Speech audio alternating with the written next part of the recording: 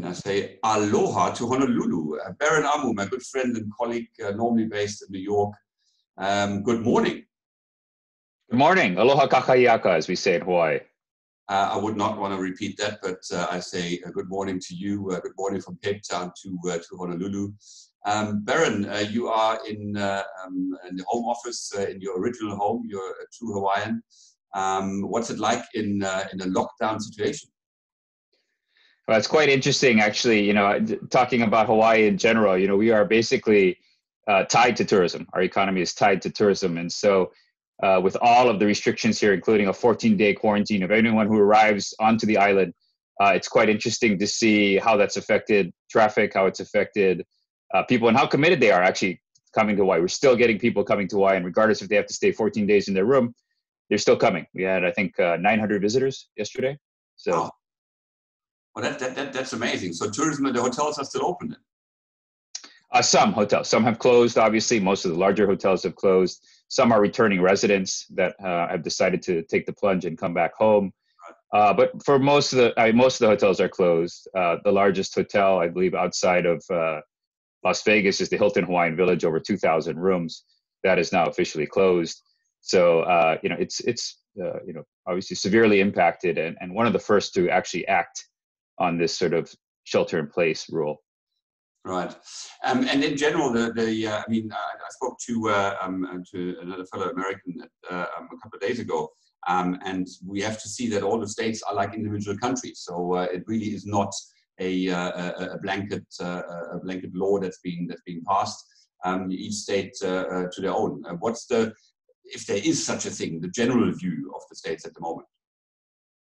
I think everybody recognizes the seriousness, of the of the virus and how we need to continue to be diligent, be proactive in terms of what we're doing to combat the virus. Most cities and larger states have now gone to requiring masks when you go outside. So this has been. You almost get publicly shamed, Nils, if you don't have a mask on. So it's quite interesting to see how, you know, from the initial stages of, well, this will blow over, it'll all pass, we're America, obviously we're going to get through this, to really taking it very seriously and locking down on everything that's happening with regard to business as well as leisure and tourism. Yeah, I mean, the numbers that we hear out of the States, certainly out of New York and out of others as well, I mean, that definitely speak for themselves, and the pictures are quite horrific. I mean, that's obviously something which has made world news.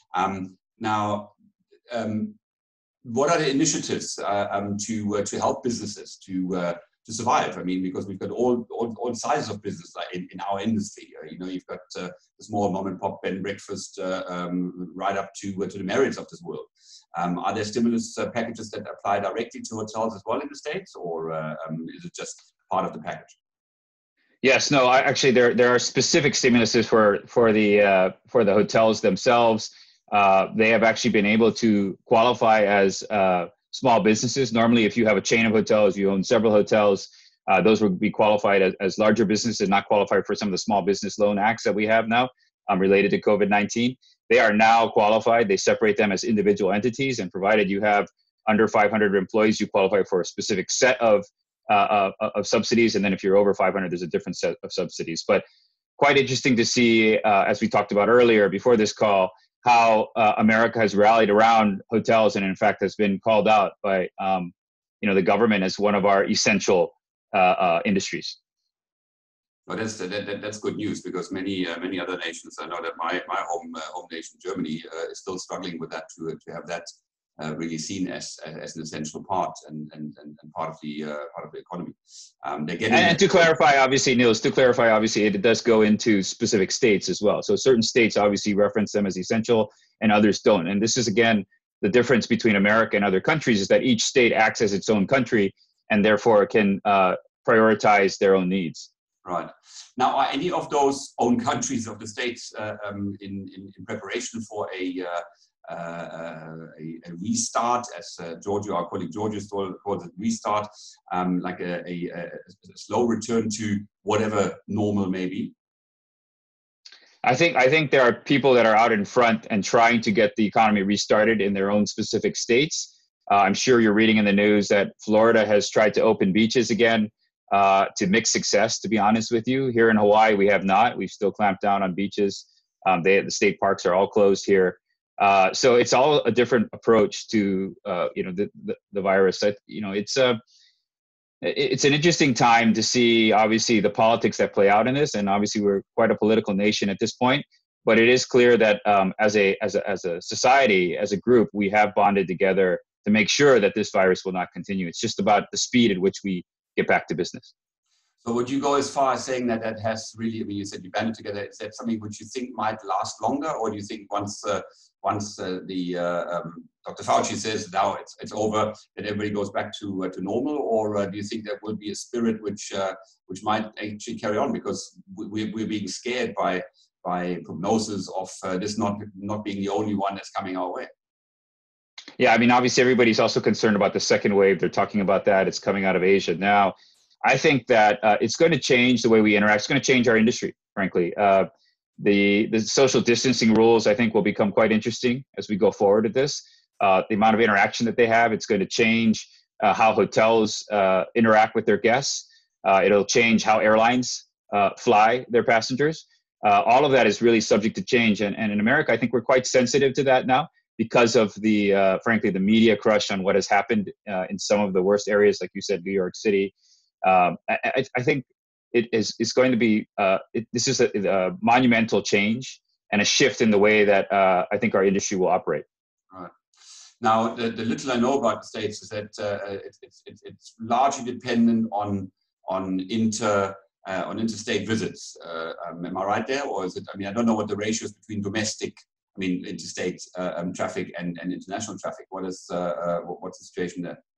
I think actually, if you were asking me to bet on what would come back first, clearly I think domestic traffic will come back quickly. I think you'll find more people driving, maybe, in my opinion, than flying, because America obviously has that ability. The infrastructure, though dated, is still quite good. I am concerned now about international travel and those cities that are that were dependent on that: San Francisco, Los Angeles, New York, the larger cities that are quite well known outside of the United States. That may take a while to come back. I think you've seen even today, our president has restricted immigration again into our country. So a lot of that is now becoming prevalent in our industry, and I think will be a knock-on effect going forward. I'm not sure when that, or if ever, international travel recovers to the previous levels that we saw. Yeah, certainly the webinars, the communication tool of choice at the moment that I've listened to, everybody's saying that there's going to be a slow recovery. But I think worldwide, those who have a domestic market will come out a little bit faster than those who are totally reliant. We heard about over-tourism. I chatted with somebody from Amsterdam recently who said that Amsterdam will suffer a lot because there, obviously, the Dutch market is a very small market. So it'll take quite some time. Now, always time is against us, unfortunately. That's your takeaway, something positive. What do you reckon will change from a positive perspective as far as our industry is concerned, as far as the way we travel, the way we interact with one another is concerned? What would you see as a positive? I think people there's more a sense of community now. I think we lost that a little bit in the aftermath of September 11th. I mean, it was quite strong after September 11th. I mean, this is this generation's September 11th, if I could say that. And it really has sort of bonded people together, people speaking more on the streets, people sort of being much more open to others and conversationally, I think also. Ironically, whether you can touch them and shake their hand, that will change. I think that will also change. But I do think that it's become a sense of community here. People are working towards one goal, which is to obviously eliminate the virus and get back to the task at hand, which is recovering. And I think this is going to continue on for quite some time. Again, I think people are going to be missing that actual physical contact. And therefore, there will be probably more family celebrations, more gatherings, which may bode well for our industry, people getting together. But I also am clear that this social distancing thing is here to stay. And I think that that's going to be changing the way that we do business. Yeah, there are some changes ahead. Thank you so much, Baron, for your time. I wish you a fantastic day on Hawaii. there are worse destinations to spend the day in, and to be during this time. So thanks so much for your time, and we'll chat very, very soon. Being good friends and colleagues, thank you for your time. Cheers, Baron Ah Moo. Thank you, Niels.